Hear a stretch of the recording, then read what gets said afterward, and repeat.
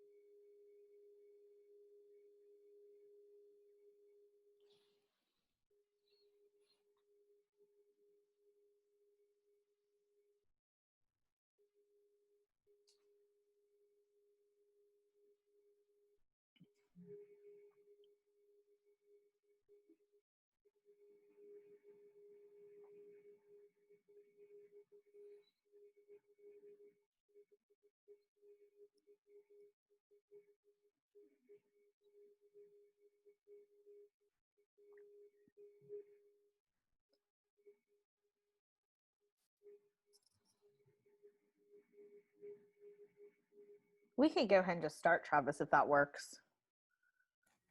Yeah, I just texted Herman. He had signed up for this week, so I'm not letting him off the hook right now. Even though I didn't really sign up for much myself at all. Okay. So obviously we can edit these videos. For anybody that's on here right now and that watches this in the future, a big intent of these videos is to have the ability to watch them be played back. So it's not necessarily a big deal to not be live, it's just you can't ask live questions. So we're about to introduce right now, and I apologize that I don't have background for bios for Sarah Pedrotti and Jennifer Zuri. But we are very pleased to have them introduce our first webinar topic of our series about COVID-19 in our community. And so, Sarah, are you starting off, or Jennifer, are you starting the section? We're first starting with introductions of ourselves, so we'll do our bios for you. How about that? Thank you. I appreciate that. Sorry, I don't have that information in front of me. That's not a problem. Okay. Let's see. So we will start with introductions of ourselves, and I'll let Jennifer start first. Hi, my name is Jennifer Zuri, and I'm at Klaras Center for Families. I'm the Director of School-Based Mental Health Services here. I'm pretty new to the agency. I've been here about 4 months today. I am from Fort Worth area, recently moved to Waco about 2 years ago. I went to UTA where I got my master's in social work.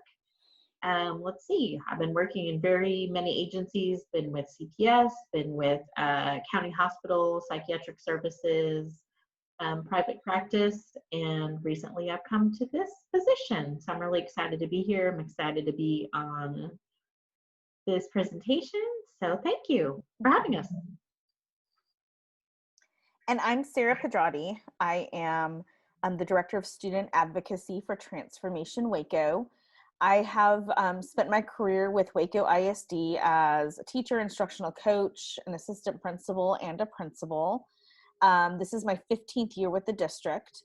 And I am originally from New Mexico, but went to Baylor University. And I decided that I loved Waco, and this is my home. So with Transformation Waco, my job really encompasses wraparound services and how we can support students and families in order to have academic success. So I'm going to start off by kind of talking about where our schools were and currently are in the midst of COVID-19. So like the big picture is, what have our kids missed since we abruptly left for spring break and had this extended break and then moved into summer and started school. I think we're on day 16 today, I think is day 16. But our kids, they lost a lot. They missed a lot. Well, back in March, we had this abrupt closing of schools. We knew and anticipated a learning loss because we were very reactive in our response to COVID. It was, how can we quickly get devices in kids' hands? How can we quickly move to online? And what could we do to just make sure that students were were learning, but it was new to all of us. It was new to teachers, it was new to staff, it was new to students. And there was a real loss of routine as well.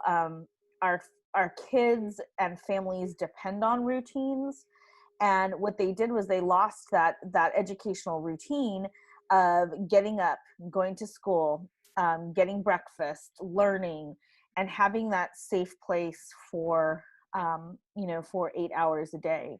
There was a lot of social loss, not only in school, but out of school too.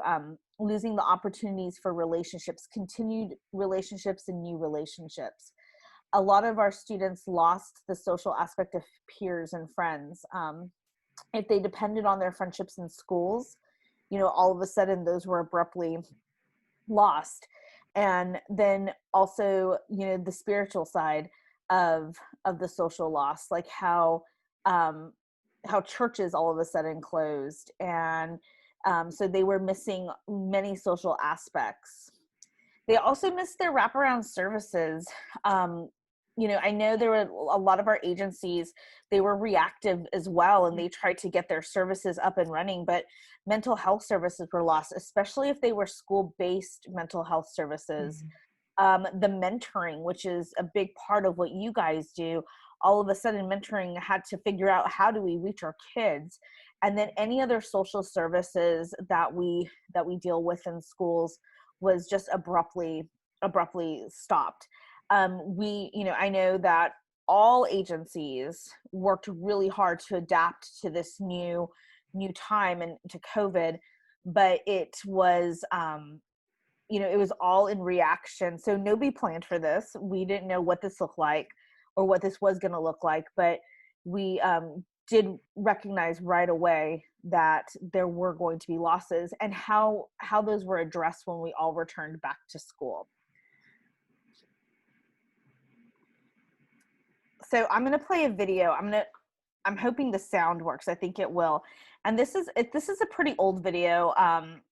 It's from a TED Talk with Rita Pierson, and it's entitled "Every Kid Needs a Champion." And it's one of my favorites. I went through a lot of different videos, but I think this one really speaks to schools and championing for our students. So let me.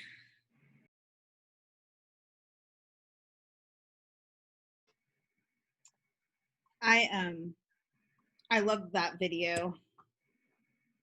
Sorry, I'm playing in my head again, especially as an educator, but I also think it really speaks to teachers in general. When I was a principal at Brook Avenue, I told everyone who came through my doors, we are all teachers. We may not be teaching math, we may not be teaching writing, but we're teaching our students.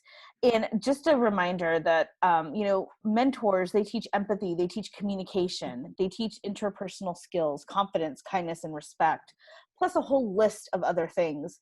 But those are traits that our kids need, regardless of whether or not we're in COVID-19, but that especially need now.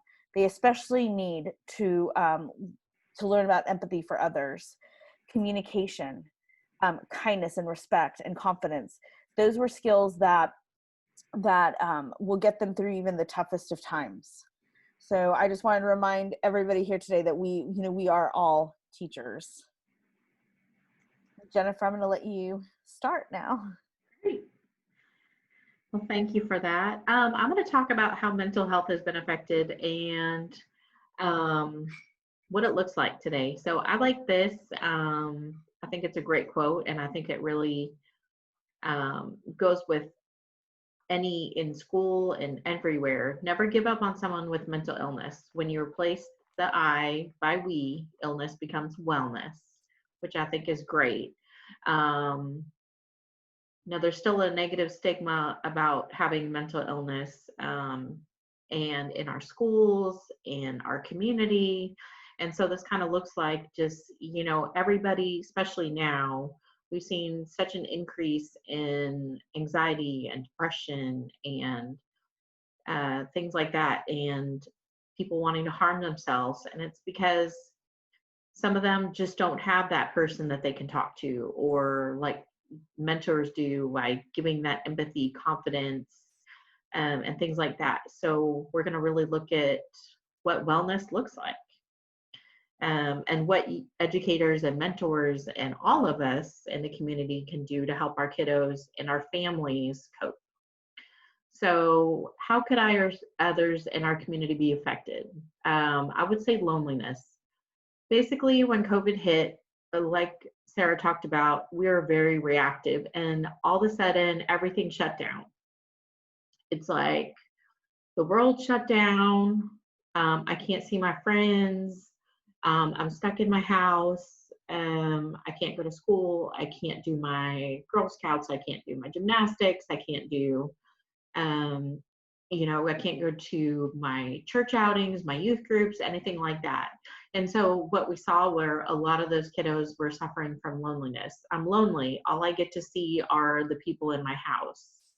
And then maybe grandma and grandpa, wave as they drive by. So there was a lot of loneliness, a lot of isolation, fear. What's going on? I mean, it's scary. It's scary for us. I mean, imagine being an adolescent or a child in that situation, not knowing what's going on. I mean, what do I have to wear a mask? Why are mom and dad not working? Why do we have to go and get food from the food center? Things like that. Sadness. It's overwhelming knowing that you can't see your friends today. I can't see them tomorrow. I can't see my grandparents. I can't see my sister. She lives far away. Things like that. Stress. Parents were dealing with stress, and kiddos were dealing with stress. Stress of all of a sudden I have to try to learn on this tablet, which I've never done. How am I going to get my work done? What does it look like? Who's going to help me? What if mom is struggling? Things like that. Anxiety, the fear of the unknown. I don't know what's happening. I'm dealing with anxiety and it's getting worse. And so those who already have some of that depression, anxiety are even worsening. And so we noticed an increase of those skyrocketing during COVID-19. All right.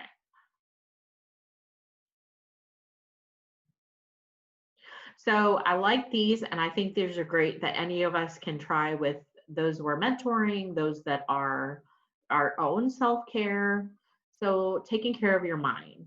So parents and mentors can remind everyone in the community and your parents, those that you're working with, keeping a routine is so important. Getting back to that routine of waking up in the morning, getting ready for school, brushing your teeth. Even if they're doing school remotely, I think it's really important. Limiting exposure to the media. The media can be scary. It's a scary place for us adults, so it's scary for our younger kiddos. Stay busy and set priorities. Use your moral compass or spiritual life for support. I love that. Reaching out to those in your community. Maybe you don't get to go and see your friends at youth, or maybe the spiritual community you were at, but you can still reach out to them and kind of doing things that were important to you. So let's see, taking care of yourself, getting enough sleep. So a lot of our kiddos have decided that I'm going to be a gamer now, and I'm just going to stay up all night. I'm not going to follow a routine. And so they're not getting enough sleep, or the sleep that they're getting is broken, or they're sleeping during the day and staying up all night. So it's really getting back to that. Sleep is really important. Exercising.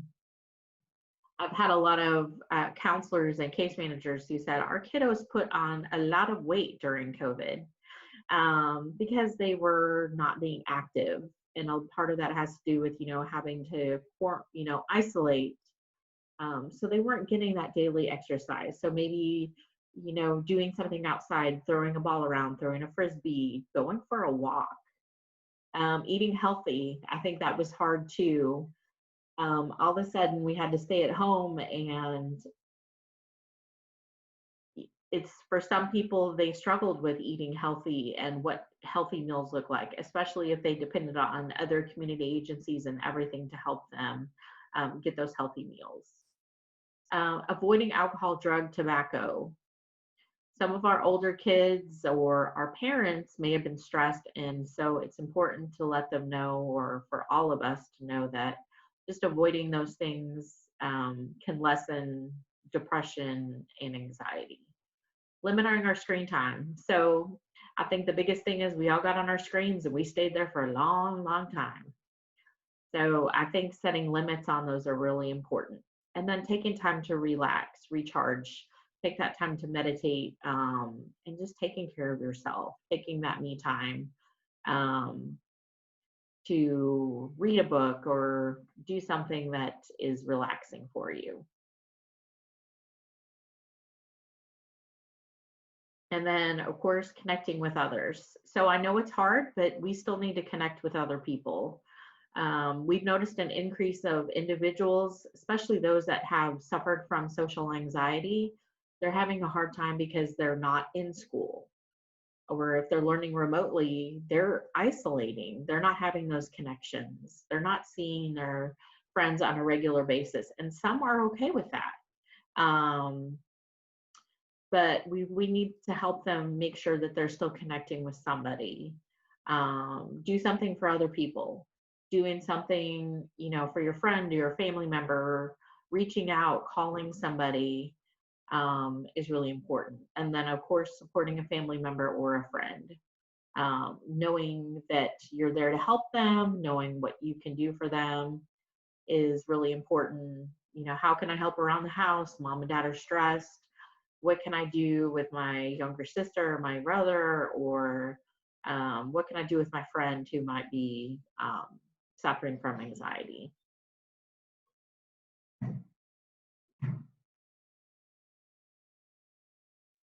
So we have some practical tools for everybody here, and just ways to think about when you start, mentoring students this year.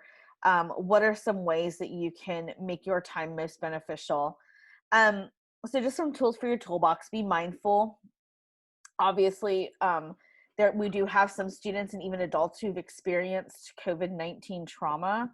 And that, again, can range from anything that we've talked about earlier to loss of life or loss of home due to the pandemic. And so loss of jobs, things like that. So just be mindful about what students have experienced during this time. Be intentional. Think about the continuity of the relationship. I know that mentoring looks very different right now. So just make sure that you let your mentee know that, we are going to continue this relationship, even if it's on Zoom. It may not be in person, but we'll get there soon.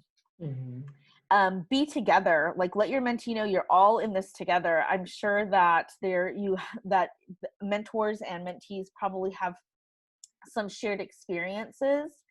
And so talking about that and letting them know that this is something that we're all dealing with. And then have fun. I mean, that's the biggest part. Look for activities that you can do on Zoom virtually together, or have like art activities or things that take minimal supplies, something that the kids might have in their home. But it's important to have lots of fun. And then I just thought, like, what are some practical things you guys could do with your mentees virtually?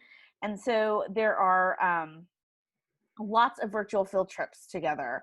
You can Google virtual field trips and you can basically go anywhere you want right now. A lot of organizations who usually charge membership fees have eliminated those due to COVID. And so it's an awesome opportunity to go somewhere new or learn about a new culture. Virtual games. I found this on one of the mentoring websites. Have a rock, paper, scissors tournament or tic-tac-toe, something that you can do with them. I know it's probably difficult to play board games online, but something like that is really practical and easy to do. And then the last one, again, just an idea, is read books. Find online books and read together. I think, we all know that students can always work on literacy. So if you have time within your day, it'd be great to read books with them. I think we're a little bit, we have plenty of time for questions and answers. I know our presentation was a little quick, but does anybody have any questions that they would like to ask Jennifer or myself?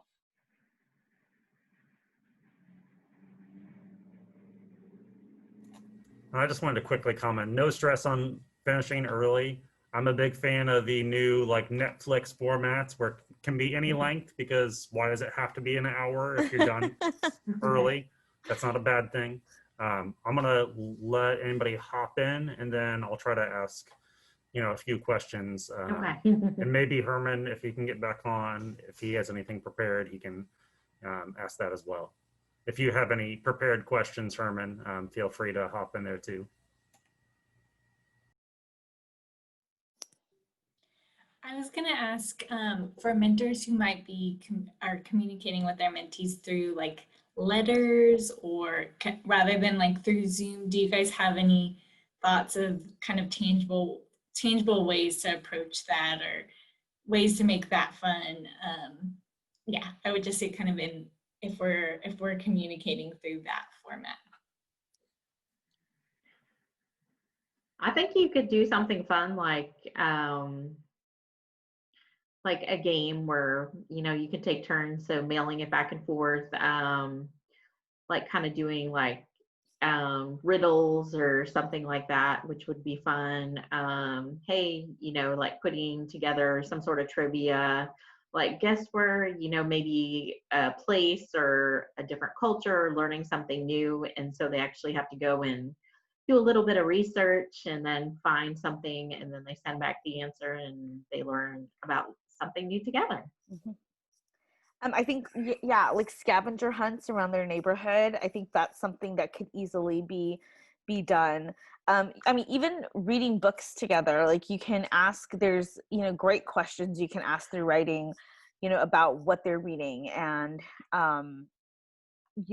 just how what they're reading is, how that affects their real life, or if they see anything similar in their neighborhoods, things like that, if they can connect the reading to their world. There's always questions you can ask through that, but that's awesome. The fact that, mentors are thinking outside the box, Mm-hmm. and writing letters is pretty incredible, because that is a lost art. So.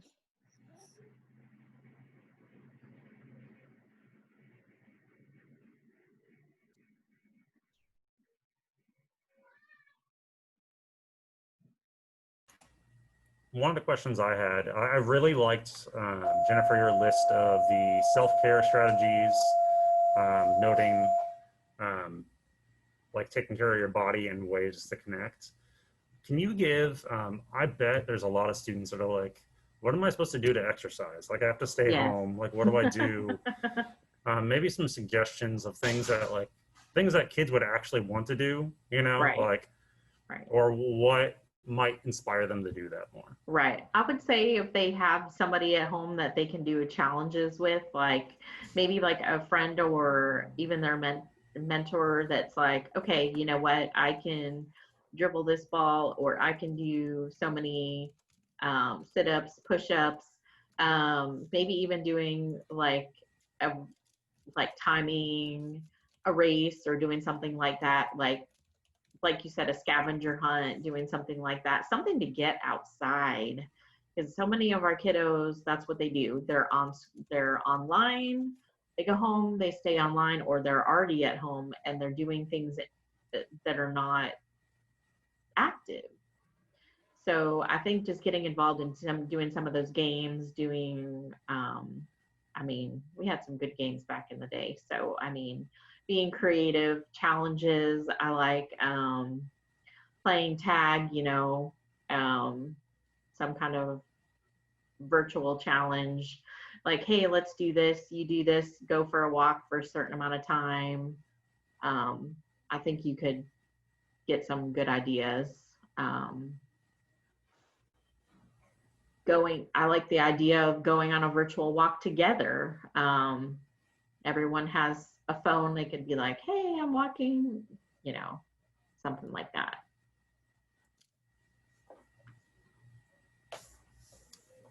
One other question I had was, you know, as I think all of us on here know, that most school districts have a policy right now that volunteers and mentors are not allowed on campus this year. Yes. Just as an extra precaution. That even includes parents at most school Yes. districts. Do you have any additional suggestions? I mean, we got a lot of good ones in terms of like options of virtual field trips and scavenger hunts and things of that nature. But do you have any other suggestions specifically for mentors that are like maybe older mentors or mentors that especially are kind of confused about how can I be helpful this year? Because some mentoring programs aren't even operating really at all right now, or you know, there's very few options. And so that's for both of you. Yeah. And it's hard because even our even our intake process, even some of our counselors can't go to some of the schools. So I know it's tough. And so it's kind of doing things virtually, trying to engage them, being a soundboard if they are feeling anxious, anxiety, depression, kind of, and it's hard. There's so many challenges out there doing it, and it's hard to get involved in a Zoom meeting that's taking, you know, you're like, hey, how's it going? Great. Okay, fine. Goodbye. So that's where the challenge is, trying to find something to get them involved and engaged. So I would say, besides being a sounding board, just letting them know that you're there if they're struggling with anything. They're there to help them with homework, if they can, if they're able to do that. If they can, are they able to meet up anywhere outside of school? Any of the mentors? I mean, I would say it varies by organization, but for the most part, that would be a no. Yeah. Most mentoring organizations, I mean, unless they have like a set avenue where they normally gather together, you know, just as a safety precaution, you typically have to be monitored in some way. I think first, I would encourage the mentor organizations to contact the schools and see if there is a possibility to set up some virtual times. I think that is probably the first step. I know that there's, you know, one organization that some of our schools work with, our elementary schools work with, who have had to get really creative, but they are going to be able to definitely have a connection. It's not going to look the same. It's not, you know, but there is a possibility. You know, I think that for those who, you know, are looking for the connections or want to connect with their mentee, I do say, you know, contact the campus. There may be times where you're able to connect outside the school hours, you know, which I think that is important. So I don't know, Travis, did we address your question? Get feedback? Yes. Yes, you did. And my caveat is all the typing you heard. I've been trying to take notes and like write up some questions and follow up. So sorry to mute myself. That's okay. No, that's okay. Jessica had it put something in the chat box to me. She said, for tutoring, I think we have a different student each time. Is there advice on how to build a meaningful relationship in such a short time, since all our time will mainly be about schoolwork? And I think for, you know, to answer your question, Jessica, I think it's really about building that relationship. Like, even though the focus is on schoolwork, there's, you know, you have these little, you know, pieces of time that you're able to connect and say, like, how are you doing? Or if there's like a point of frustration because of the work, because I know you're doing tutoring, and so generally that tends to be some of your kids who have higher needs. You know, just making sure that they have a safe space to share their frustration, and then you use tools to, you know, to de-escalate the frustration, or, you know, be able to say, hey, like, it's okay, we got this. And so little things like that really build relationships. It's about trust and building a foundation of trust. And I think even in those short, you know, times of tutoring, you still have the ability to create really meaningful relationships. just simple questions like, hey, how's it going? Asking very specific questions like, tell me what's something exciting you've done today, or what are your plans for this weekend? Things like that. When you show kids that you're interested in them, they really they seek that, and that's that relationship building is key. So I hope that answers your question, Jessica. And I think just checking in, like taking the first couple minutes, just like Sarah said, to really check in. Hey, how are you doing? What are you frustrated about? Is something going on that we can talk about for a couple minutes? Good, bad, the ugly is really important. So they know that you are there to help them and support them. And maybe they weren't going to bring it up because it wasn't naturally had to do with schoolwork, but it's still important that they feel like they can talk to you. Mm-hmm.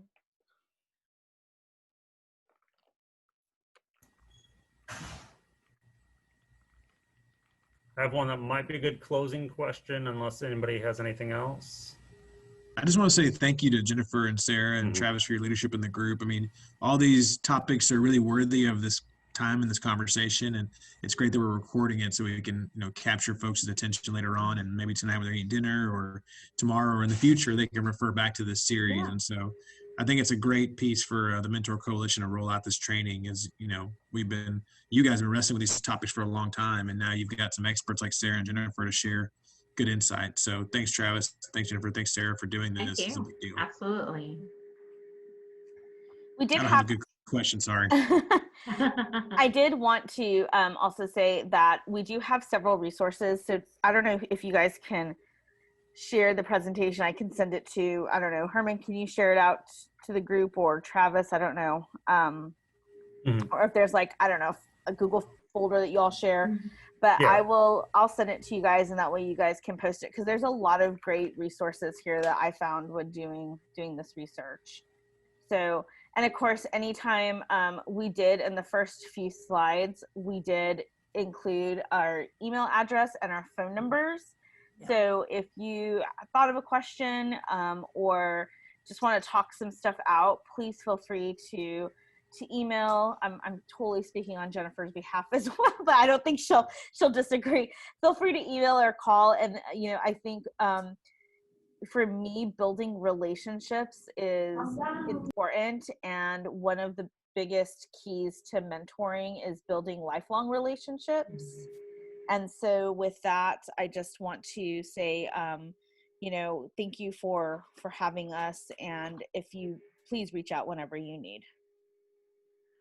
Absolutely. And especially if you're having somebody who's struggling with those mental health needs, they're isolating more, they seem to be experiencing some social anxiety about like wanting to go out in the world. We've had some kiddos that have struggled with that, like the fear of the unknown. And so definitely here to answer those questions and how I can help y'all with those kiddos who are experiencing more of that anxiety and depression not just because of COVID, but school and everything that's going on in the world today.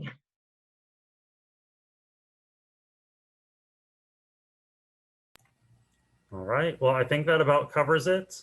The one question I was gonna ask towards the end is a group that the Mentor Waco Coalition isn't necessarily specifically designed for parents, but parents kind of play a double role of they do mentor their students in various ways, and like they can help in that shaping process. It's great to have outside people to assist because it does take a village. But do you have any last advice specifically for parents? I know you mentioned a lot about, people struggling. And so there's kind of twofold of if they are struggling, things to do, and also like your best advice for keeping their kids connected.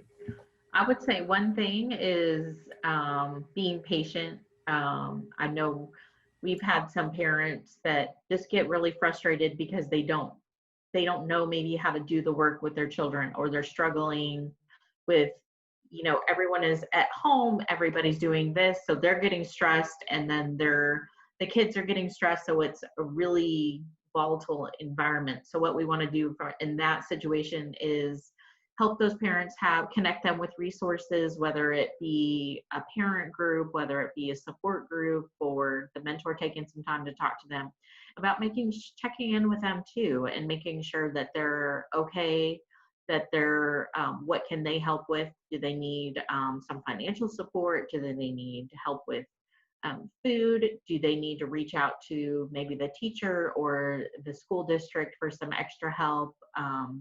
Because you're right, we're asking a lot of parents right now, especially the kiddos that are at home, they not only have to be parents, but they have to be teachers as well. And then they're also in the role to be mentor, be friend, be counselor, be kind of all those roles. And so it can be hard. So it's being available. And if they need help, we want them to reach out to somebody before it gets to the level of anything disastrous happening at home, or unfortunately, at this time, there's also been a spike in some child reporting cases with CPS and everything. And so we don't want it to get to that level.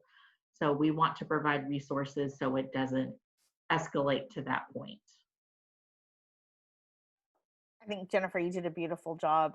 The one thing I would add is if you have students, if your kids are remote learning from home, or if in the future we ever come back into a situation where schools go completely remote, I think the one best thing you could do for your family is try to create routines in your home so that your kids feel somewhat normalized. I know that's the hardest thing to do, to be honest, like when you're trying to set up school in your home. But once those routines, and it doesn't have to look the same for everybody. I think that's the key. Like, you know, I think if routines, it's the routines that work for your family are important, but making sure that those routines are established and that your kids understand the routines. I think that is one of the best things you could do for your family, and just it creates a sense of normalcy for your kids in a time where things aren't normal. And so I think, and honestly, establishing routines just in a normal circumstance is great too. But I think when we look at, you know, an emergency situation or how things are different right now, creating routines is key. And it can be anything from, you know, making sure that your children have the same workspace every day. Now, whether that be, you know, on a dining room table or on the floor in a comfy position with pillows or something like that, you know, making sure that you are you're having conversations with your kids, and, you know, doing. I personally, I'm a mom of 2 kiddos, and one's a 7th grader, and I struggle with her math, you know, but knowing that I can reach out and connect with the school and say, hey, like, let's email your teacher, you know, things like that help too. So using what you have around you, those resources that are already kind of built into your kids, I think is also important. So that's what I have. All right, thank you both so much. I think it was a great session. Really appreciate your help in leading this. And so I look forward to the next couple of weeks. For everybody that watches this, the next few weeks, I believe the next 2 weeks is going to be on cultural competency and cultural humility. That'll be led by Jocelyn Williams from Grassroots. The following week will be on cycles of poverty and its effects on our community. And then the very last week, we're actually switching topics. It is now going to be on trauma-informed care. So we look forward to that. And thank you, everyone. Hope you enjoyed the session. Feel free to follow up with either Herman or I afterwards if you have suggestions for this format. So thank you very much. Thank you.